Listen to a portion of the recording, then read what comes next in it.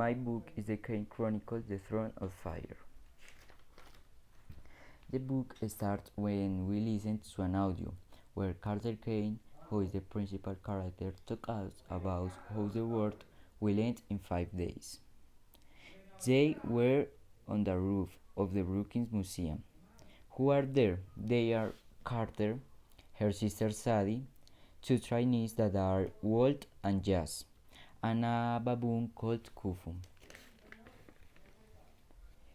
Inside the museum, there is a wedding in a big ballroom.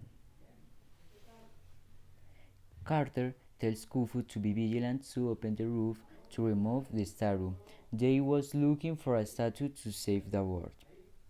Meanwhile, Jazz and Walt undo the spells by reading hieroglyphics of the windows to be able to enter, because the museum have too many artifacts. Egyptian artifacts have spells in her windows and in her doors. When they enter, Carter remembered that before he traveled with his father throughout the museums around the world, like the Museum of the Cairo, like the Britannic Museum, etc. Also, when he sings a sorrow, remember when the falcon-headed god Horus lived in her body. Horus lived in her body the last Christmas. Carter feels so strange when he sees an image of the god Seth of the underworld, who was now his father, due to a sacrifice that he made. I don't know what was exactly the sacrifice, because the book don't tell us. Going in on a second room, they found a griffin carved into a wall. In the mythology, the griffins are good protectors. Further ahead, there was a statue of Num, the ram-headed god at the sunset, which is the last face of Ra. Next to him was a boy with a scroll of his neck. Carter was looking for the Book of Ra, since Horus told him that it was necessary to save the world, but Horus wasn't very specific. In this moment, Sadie took the scroll and the room was set on a ghostly fire. The scroll get struck in Sadie's hand.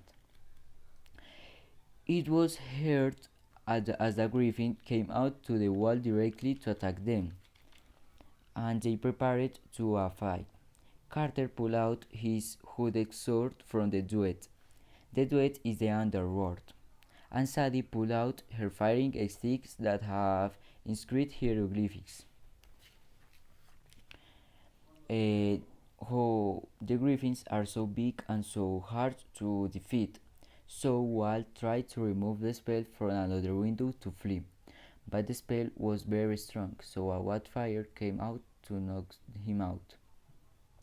The griffin surprisingly attacked the fire and knocked down a showcase of Shapti.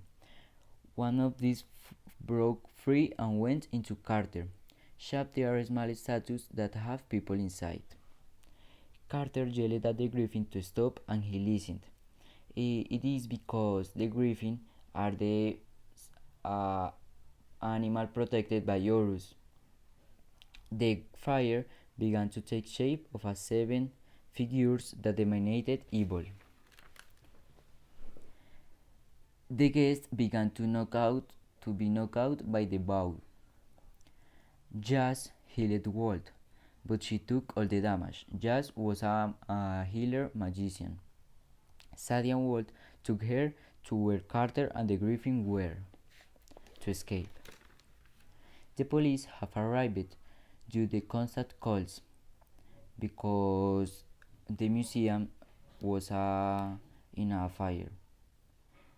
Jazz gives a wax figure to Sadie and tells her that she will know when to use it. In this moment, Sadie was confused because Jazz wasn't a magician that can see the future. Jazz, although very injured, claims to be the only one capable of fighting with the bow. She drew a circle and started to singing, and put a small figure of wax on the floor. She started singing, and this took the boat at the duet.